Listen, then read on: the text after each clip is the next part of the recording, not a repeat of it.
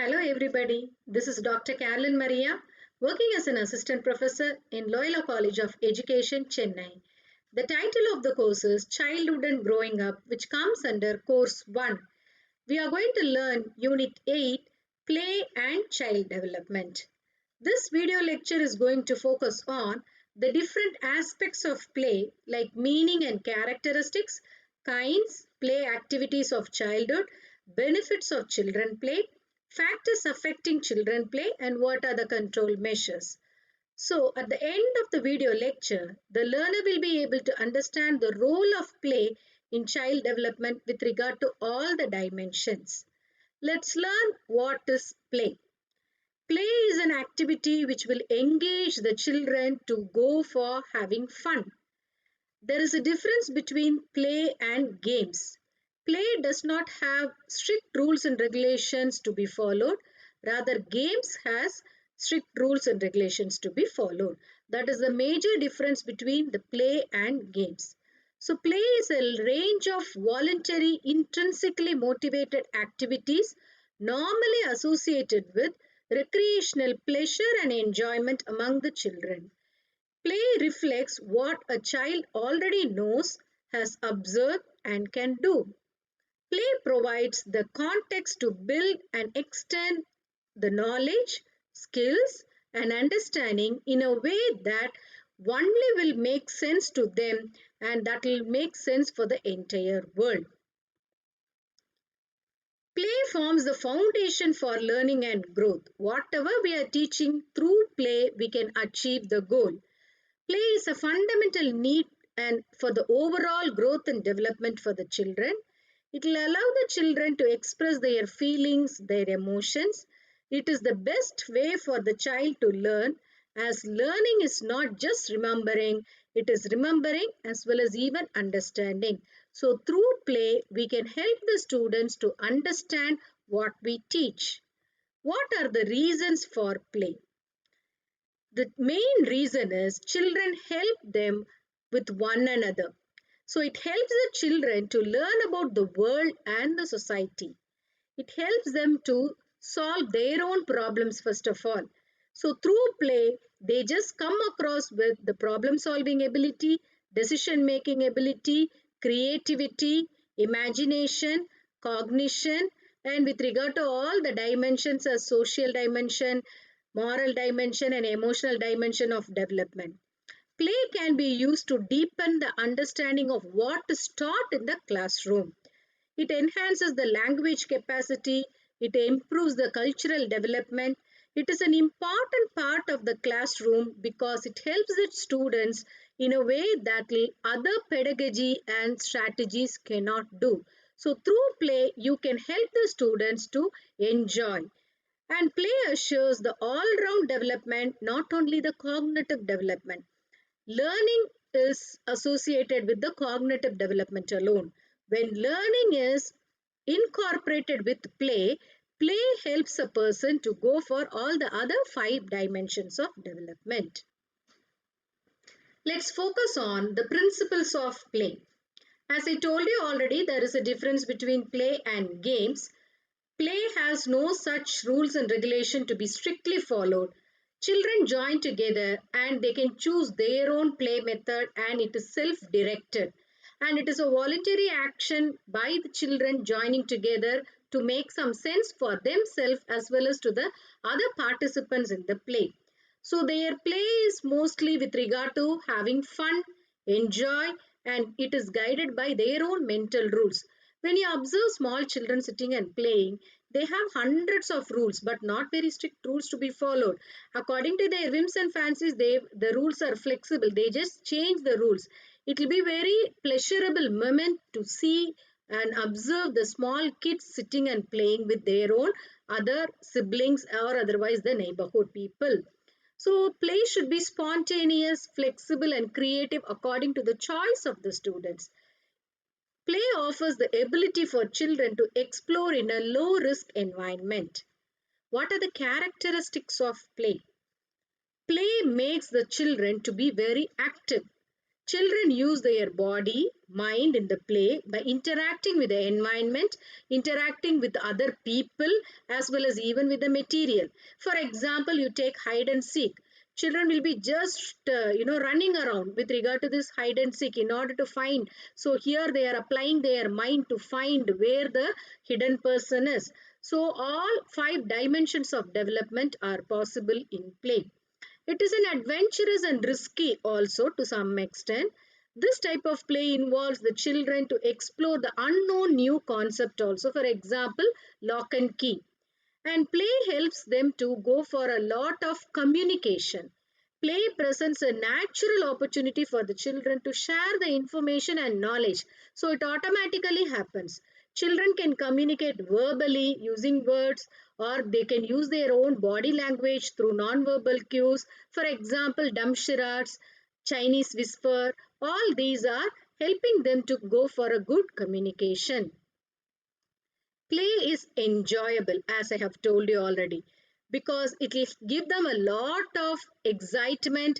When you allow the children to play, you can see them freaking out with bubbling with a lot of enthusiasm, and they keep laughing among themselves. So it is helping them to have humor.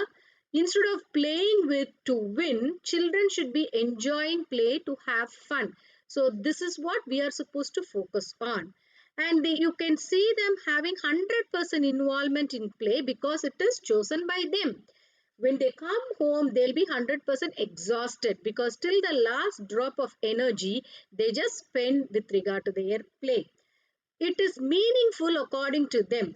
Play provides a lot of opportunities for children to make sense of their world, and these experiences help the children to build their own knowledge and test new theories with regard to developing skill. For example, you take some Lego set, puzzles and all, they use their brain to think differently to form creative ideas in order to perform the task in puzzle. Play helps a person to become very sociable as well as interactive person. It presents a unique opportunity for children to exchange their social interaction and build their relationship with one another as well as even to the adults. They'll come and seek permission from the adults. And it is one way it is symbolic. In the sense, you could see them imitating the elders with regard to teacher student play, doctor patient play, Barbie set play, cooking set play. All these are laying foundation for the understanding of themselves as well as even to the larger world. In one way, it is helping the students, the children, to become very comfortable by because it is therapeutic. Play can be a natural way for the children to relieve the stress. If the children are having some mood upset, if they are crying, if you are allowing them to play, they forget everything. So it will work through their different emotions and experiences. So it has to be self chosen. You cannot force any child to go and play. Rather, it has to be self chosen, spontaneous with regard to their own change of ideas, and they can alter and manipulate their own ideas and rules and regulation with regard to the play. What are the different kinds of play? We'll go one after the other. The first one is functional play. Functional play is a play where you can see repetitive movements will be there. When new skills are being learned, we see one after the other with regard to the age. Infants and toddlers, you could see, they could just grasp whatever you have in your hand.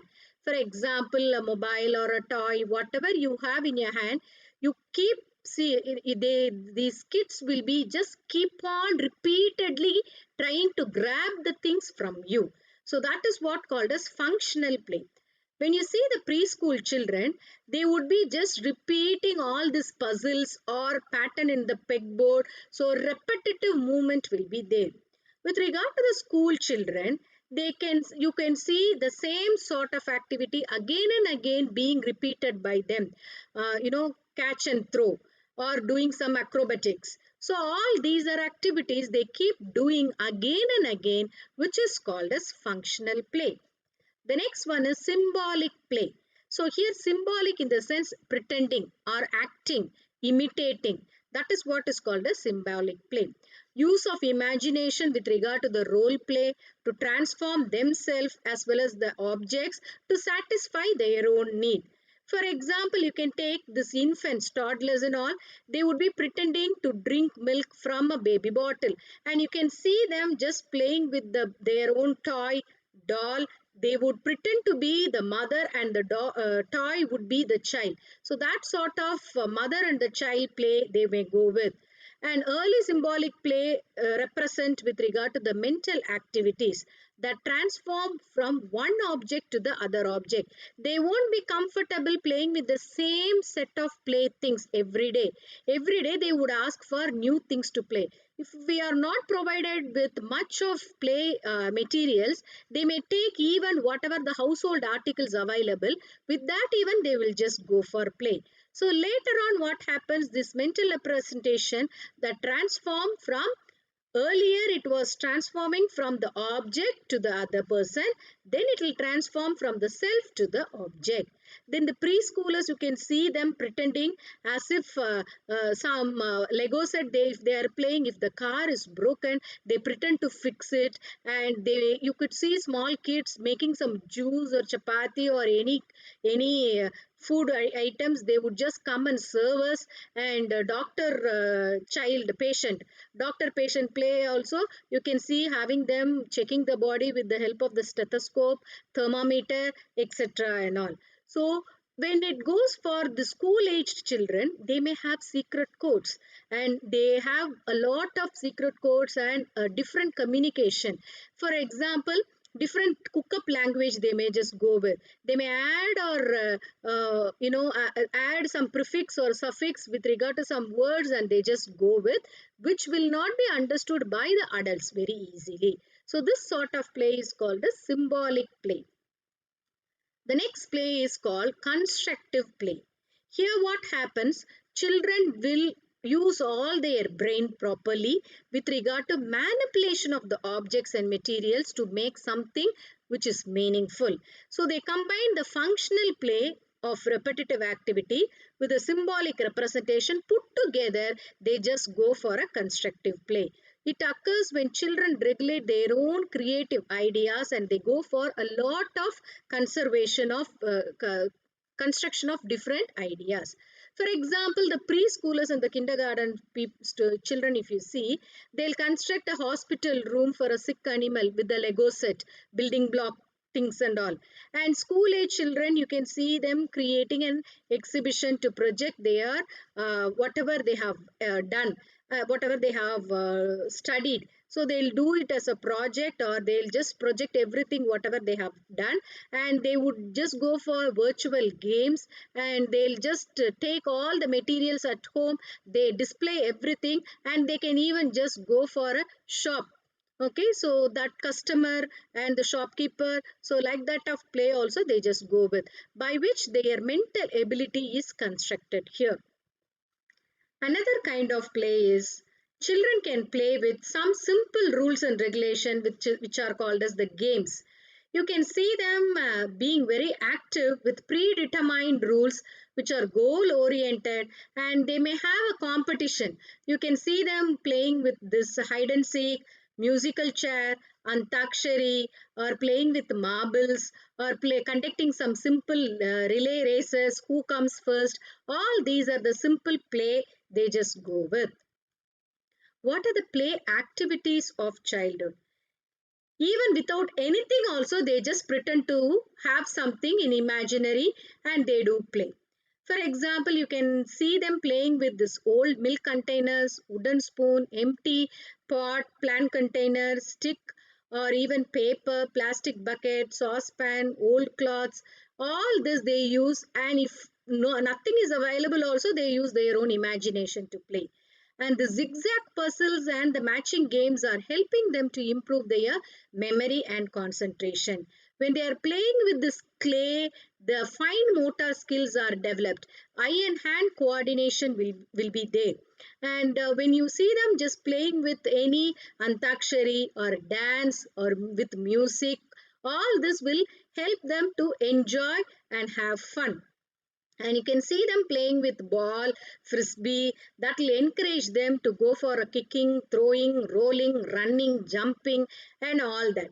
And homemade obstacle courses can get the child moving in a different way, different direction and speed, because all the houses are not provided with enough space for the children to go and play.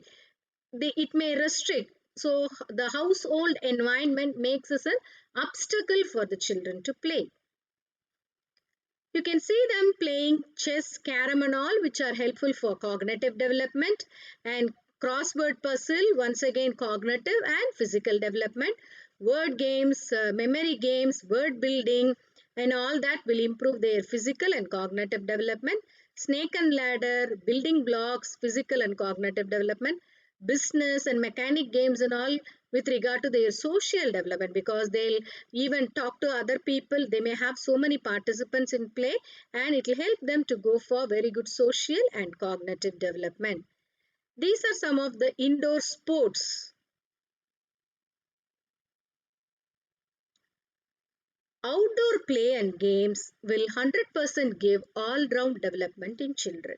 Let me give you some examples for outdoor play. Hopping, cricket, shuttle, coco, lock and key, running race, hide and seek, kabaddi, cycling, seven stones, skating, swimming, shooting, long and high jump, catch and catch, football, are all these are helping the students to go for an all-round development. These are some other examples of outdoor sports. Let's now discuss what are the benefits of play. Play helps them to go for very good developed memory skills, because even simple hide and seek or any puzzle, that will enable them to go for very good improvement of memory skills. Language development is possible. It regulates their regular behavior, and they may come across with very good adjustment in school because they play with their own uh, neighborhood friends. That will help them to adjust with their schoolmate also. It will enhance their academic learning because their whole body is becoming active because of play. So the brain is very energetic to learn. So it will improve the academic learning, provided we should curtail the children to number of hours of play. So you should have a proper schedule for allowing them to play. They should not completely get themselves exhausted in play and come home, and they should not be able to do the homework. It will build the relationship among the other children. Play helps them to resolve their own conflict, because every now and then they come across with a lot of conflict with their siblings or with their playmates. Then within no time they just go and talk to them. So it helps them to resolve the conflict, and it helps them to go for a very good physical development. It is a stress release. It will build the confidence level. They can see them feeling loud, happy, safe, and it develops the social skill, language skill and communication. They learn about caring for others as well as even the environment. With regard to specific terminology, we just discussed the benefit of play. With regard to education, play helps children to learn and build skills that lay the foundation for learning to read, write, as well as to do mathematics. With regard to social skills, it provides opportunities to socialize with peers of the same age and to learn and understand others as well as to communicate and negotiate. This business game and all will help them to go for a negotiation. With regard to cognitive development, it play helps the children to learn, imagine, categorize and solve their own problem. With regard to therapeutic benefits, play helps the children to have a soothed feeling. So it gives children the opportunity to express their troubling aspects of their daily life, including their stress, trauma and family conflicts, as well as even the other dilemmas, by which play helps them to become a very knowledgeable, enjoyable and freaking out children. What are the factors which affect the children play? When we are discussing the factors, simultaneously let us discuss what are the measures we can take to overcome the factors. First of all, with regard to the physical health, if the child is having some sickness, illness, or if the child is lazy or fatigue, that affects the child's play. So, in order to avoid that, we need to take good care of the health of the children. When the child is having an emotional problem with regard to peer conflict or sibling conflict or parental fight or some mood upset if the child is having, that will affect the children play. So in order to avoid that, we need to provide proper emotional support to the children. With regard to parental support, parents are expected to support the children with regard to play. They should not be very strict and they should not be telling the children not to play at all in order to have safety and security so that they can sit in front of TV in the presence of them and they can be all alone like either with the mobile games or video games like that. Parents should not do like that. Rather, parents are expected to encourage and support the children to go out and play in order to spend all their energy. Same way with regard to community also. If you are living in an apartment, they come across with a lot of problems. The other tenants or other people will come across with a lot of problems saying that they are not comfortable since the children are screaming and shouting and playing and that is disturbing their sleep and all. So if people come across with like that type of complaints, we need to provide proper guidance to the children how to play and how to be having a very good social recognition.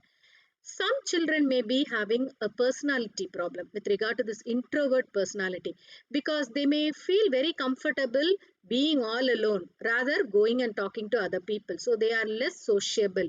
In this case, we need to just go for constant interaction with those children in order to make them to become a sociable child. Then lack of proper ambience at school as well as at home will prevent the children from play. So as parent as well as teachers, we are supposed to provide good play environment to the children. The next one is lack of time. Parent may say that the children has to go for extra coaching classes with regard to abacus class or some tuition or some other activities they need to go with, and they may not have enough time to play.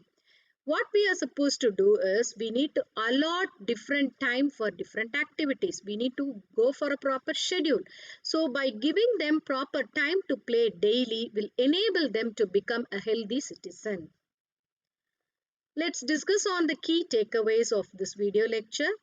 Play helps the children to build different type of skills. Play provides opportunities to socialize with peers and elders. Play enhances all-round development in children. It enhances the decision making and problem solving skills. What are the points for reflection from this video lecture? Analyze any two important problems in a community which affect the children play. As a parent, how will you provide a conducive play environment for your child? These are some of the books for your further reading. Thank you for listening, students. Wish you all good luck.